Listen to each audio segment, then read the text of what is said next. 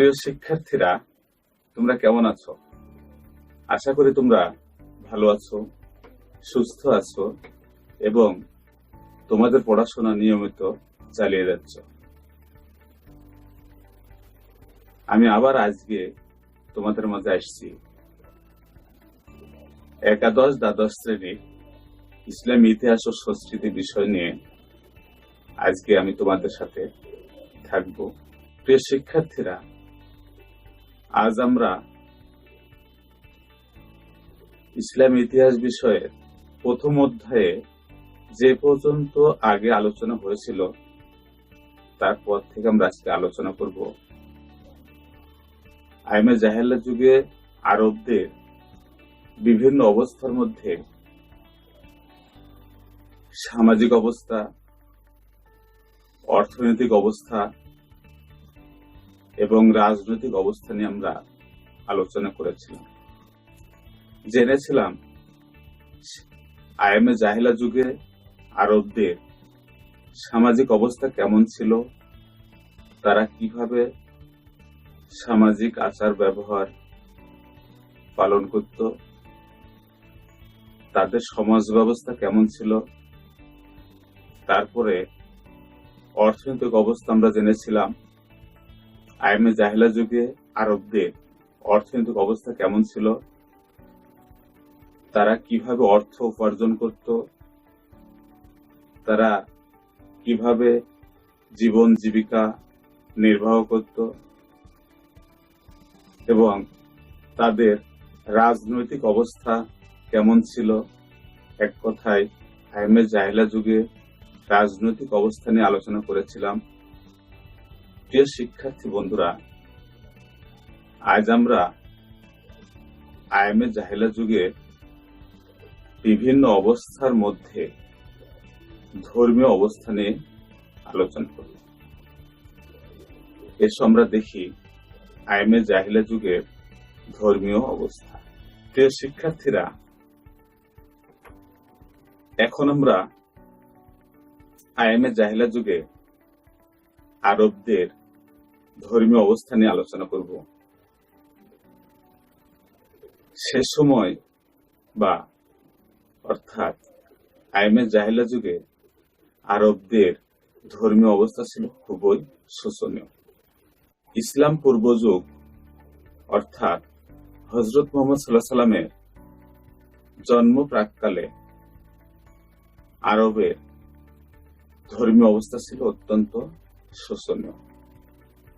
সে সময় না ছিল তাদের কোনো ধর্মীয় অনুশাসন, না ছিল তাদের কোনো ধর্মীয় বাধা নিষেধ।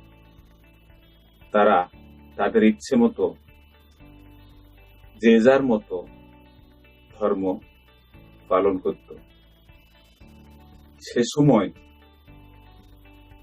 বেদুইন মরুবাসীরা সবসময় কুফরি কাজেই মেতেছিল এবং তারা সবসময় কুফরি কাজ করে বেড়াত। আমরা আগের ক্লাসে দেখেছিলাম মরুবাসী বেদুইনরা সবসময় তারা লুটতরাজ, দাঙ্গা হাঙ্গামা করে জীবন নির্বাহ করত। তারা কুফরি কাজে সবসময় ব্যস্ত থাকত। ঐতিহাসিক উইলিয়াম মুরের মতে আমরা বলতে পারি সে সময় বা আইমে জাহেলিয়াত যুগে আরবদের ধর্ম ছিল পৌত্তলিকতা এবং বিশ্বাস ছিল আল্লাহর পরিবর্তে কোন অদৃশ্য শক্তিতে কুহেলিকাপূর্ণ ভয়ভীতির উপর। প্রিয় শিক্ষার্থী, এক কথায় আমরা বলতে পারি তাদের জীবন ছিল তামাশাচ্ছন্ন। তারা সবসময় বিভিন্ন দেবদেবীর পূজা করত। তারা বড় বড় বৃক্ষ দেখলে সেখানে পূজা করত। তারা সর্প পূজা করত। তারা বড় পাহাড় দেখলে সেই পাহাড়কে তারা মনে করত তাদের সৃষ্টিকর্তা, এই ভেবে তারা পাহাড়কেও পূজা করত। সমুদ্র দেখলে সেখানে তারা পূজা করত। এইভাবে তারা বিভিন্নভাবে তাদের ধর্ম তারা পালন করত। তাদের ধর্মের মধ্যে কোনো শৃঙ্খলাবোধ ছিল না। তারা বিক্ষিপ্তভাবে ধর্ম পালন করত। যে যার মতো তাদের ধর্ম তারা পালন করত। প্রিয় শিক্ষার্থীরা, ইসলাম পূর্ব যুগে আরবে 5 প্রকার ধর্মীয় সম্প্রদায়ের সন্ধান পাওয়া যায়। এসব আমরা জানি। 1. জড়বাদী বা প্রকৃতি পূজক। 2. মূর্তি উপাসক বা পৌত্তলিক। 3. ইহুদি সম্প্রদায়। 4. খ্রিস্টান সম্প্রদায় ও 5. হানিফ সম্প্রদায়। প্রিয় শিক্ষার্থীরা, এখন আমরা দেখব আইএমএ জাহেলা যুগে ধর্মীয় অবস্থার মধ্যে জড়বাদী বা মূর্তি পূজক। এসব আমরা জানি। জড়বাদী বা মূর্তি পূজক। ইসলাম প্রাককালে সে সময় আরবেরা বিভিন্ন ভাবে প্রকৃতিকে খুশি করার জন্য চন্দ্র, সূর্য, গ্রহ ইত্যাদির পূজা করত। তারা মনে করত চন্দ্র, সূর্য, গ্রহদের পূজা করলে তাদের প্রতি প্রকৃতির সদয় কৃপা হবে, প্রকৃতি তাদের প্রতি খুশি থাকবে। এই মনে করে তারা চন্দ্র, সূর্য, গ্রহদের পূজা করত। অন্যদিকে আমরা দেখতে পাই সে সময় আরব বেদুইনরা বা মরুবাসীরা তারা সবসময় তাদের জীবন জীবিকা নির্বাহের জন্য তারা মরুভূমিতে বিচরণ করে বেড়াতো এবং তারা কৃষিকাজ, পশুপালন ইত্যাদির সুবিধার্থে তারা জড় পূজায় জড়িয়ে পড়ত। তারা মনে করত বিভিন্ন জড় পূজা করলে তাদের সুবিধা হবে, যেমন কুয়া, সমুদ্র, পাহাড় ইত্যাদি তারা পূজা করত। এক কথায় তারা মনে করত মরুভূমিতে বিচরণের জন্য বৃক্ষ, গুহা, কুয়া ইত্যাদিতে পূজা করা তাদের জন্য অবশ্যই পালনীয়। এদিকে হিমালয় গোত্রের লোকেরা সূর্য দেবতাকে পূজা করত। তারা মনে করত সূর্যই তাদের একমাত্র দেবতা। বিশাল ভুবনে সূর্যের বিচরণ আছে এই মনে করে তারা মনে করত সূর্যই তাদের সবচেয়ে বড় দেবতা ভেবে তারা সূর্য পূজা করত। আবার আসাদ গোত্রের লোকেরা বুধ গ্রহের পূজা করত। তারা মনে করত বুধ গ্রহ তাদের দেবতা।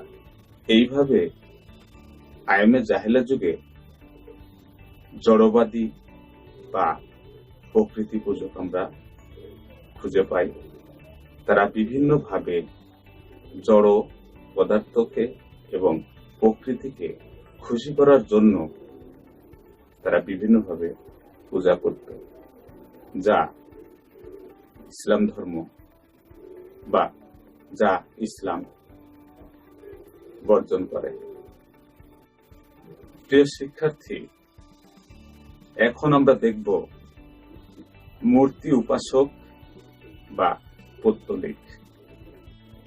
মহানবী সাল্লাল্লাহু আলাইহি সাল্লামের জন্মের পূর্বে আরবে পৌত্তলিকতার আকার ব্যাপক আকার ধারণ করে।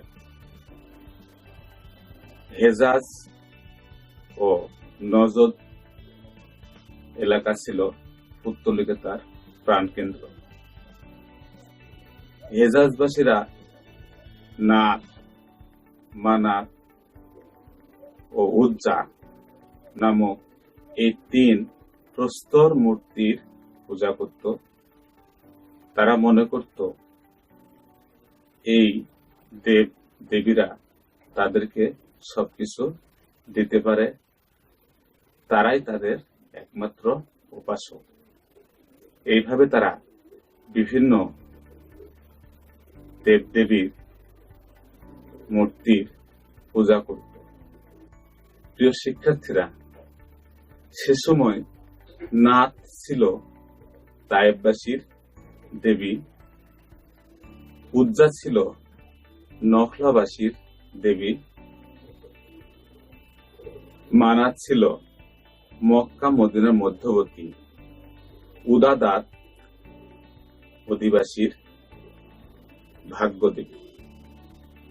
তারা এই 3 দেবীর পূজা করত এবং এই 3 দেবীর কাছে তারা তাদের সবকিছু চাওয়া পাওয়া যেত এবং তারা নাত, উজ্জা, মানাত এই 3 দেবীকে আল্লাহর কন্যা মনে করত। এভাবে তারা এই 3 দেবীকে পূজা করত এবং মনে করত এই 3 দেবী পূজার মাধ্যমে তারা আল্লাহর সান্নিধ্য পাবে। কারণ তারা ভাবত এই 3 দেবী আল্লাহর কন্যা, আল্লাহর কন্যাকে যদি তারা পূজা করে তাহলে আল্লাহ তাদের প্রতি খুশি থাকবে। এরকম ভ্রান্ত ধারণা তাদের মধ্যে বিরাজ করত এবং এভাবে তারা এই 3 দেবীকে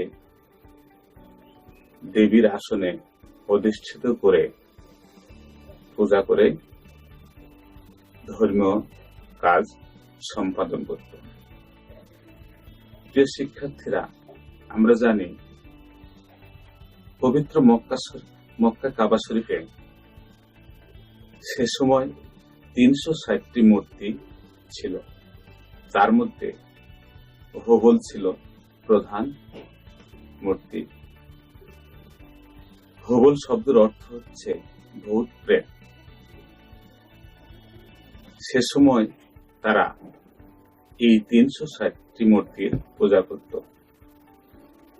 এবং হুবলকে সবার নেতা মনে করত। ইবনে হিশাম বলেন, আমর ইবনে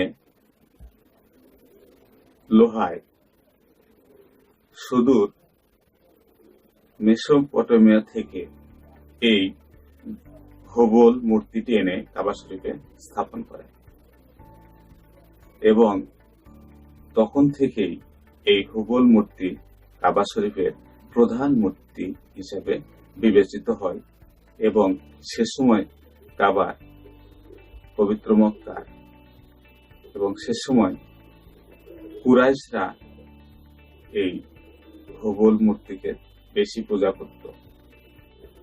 সে সময় কুরাইশদের গোত্রীয় দেবতা ছিল দেবতার প্রধান হুবল। এভাবে সে সময় আরবের লোকেরা বিভিন্ন মূর্তি পূজা করত এবং তাদের মূর্তিদেরকে তারা তাদের দেবতা মনে করত, দেবী মনে করত। আমরা আগে জেনেছি নাত, মানাত, উজ্জা তাদেরকে আল্লাহর কন্যা সমতুল্য মনে করত। এইভাবে তারা বিভিন্ন পৌত্তলিকতায় মেতেছিল। এক কথায় বলতে পারি তাদের ধর্ম ছিল পৌত্তলিকতা বিশ্বাস ছিল আল্লাহর পরিবর্তে বিভিন্ন অদৃশ্য শক্তির উপরে। প্রিয় শিক্ষার্থীরা, এখন তোমাদেরকে একটি কাজ দিব, অর্থাৎ একটি প্রশ্ন দিব, যে প্রশ্নের উত্তর তোমরা নিজেরাই তৈরি করবে এবং পরবর্তীতে বইয়ের সাথে মিলিয়ে দেখবে এবং এই আলোচনা থেকেই তোমরা প্রশ্নের উত্তর খুঁজে পাবে। প্রশ্নটি হলো প্রাক ইসলামী যুগে আরবে যেসব ধর্মীয় সম্প্রদায় ছিল তার একটি তালিকা তৈরি করো। আমি আবারও বলছি, প্রাক ইসলামী যুগে আরবে যেসব ধর্মীয় সম্প্রদায় ছিল তার একটি তালিকা তৈরি করো। প্রিয় শিক্ষার্থীরা, আমরা এখন জানব ইহুদি সম্প্রদায়। সে সময় ধর্মীয় অবস্থায় আমরা ইহুদি সম্প্রদায় নামে একটা সম্প্রদায় দেখব। ইহুদিরা একশ্বরবাদে বিশ্বাস থাকলেও আস্তে আস্তে তারা দেবদেবীর পূজার দিকে জড়িয়ে পড়ে। তারা বিভিন্ন দেবদেবীর পূজায় মত্ত হয়ে যায় এবং ধীরে ধীরে তারা দেবদেবীর পূজা নিয়ে ব্যস্ত হয়ে যায়। এমনকি হযরত ইব্রাহিম আলাইহিসসালাম ও একটি ভেড়ার মূর্তিকে তারা পূজা করত, ইতিহাসে জানা যায়। তারা এভাবে মূর্তি পূজার উপরে বিশ্বাস স্থাপন করে। প্রথমে তারা যদিও একশ্বরবাদে বিশ্বাসী ছিল, পরে তারা মূর্তি পূজার দিকে ধাবিত হয়।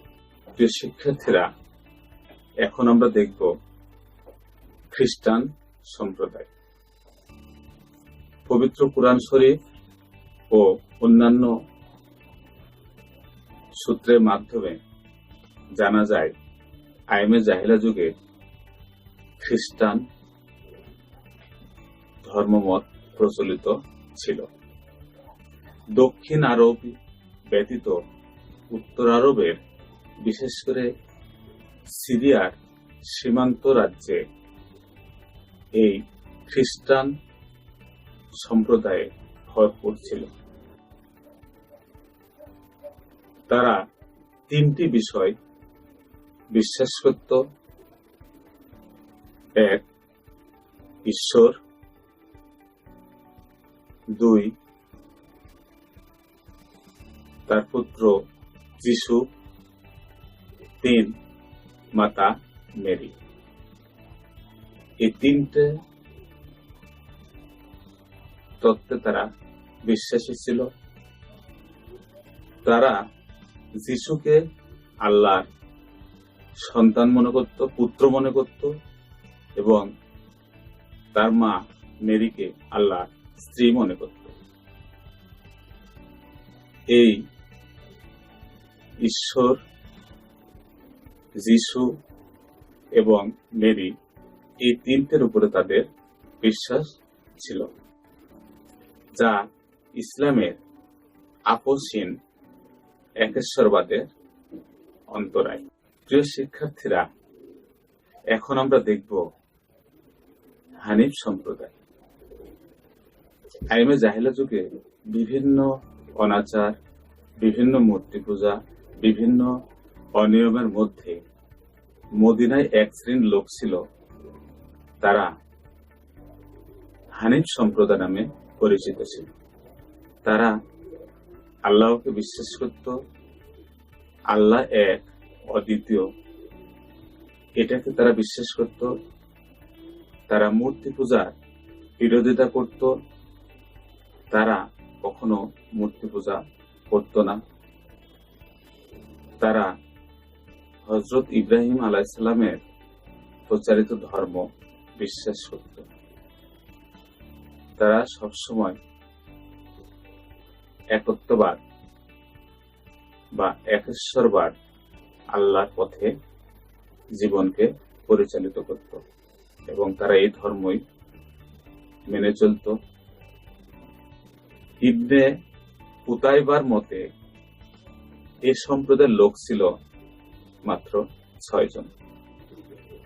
প্রিয় শিক্ষার্থীরা, এখন তোমাদেরকে একটি কাজ দিব, অর্থাৎ একটি প্রশ্ন দেব, যে প্রশ্নের উত্তর তোমরা নিজেরাই তৈরি করবে এবং পরবর্তীতে বইয়ের সাথে মিলিয়ে দেখবে এবং এই আলোচনা থেকেই তোমরা প্রশ্নের উত্তর খুঁজে পাবে।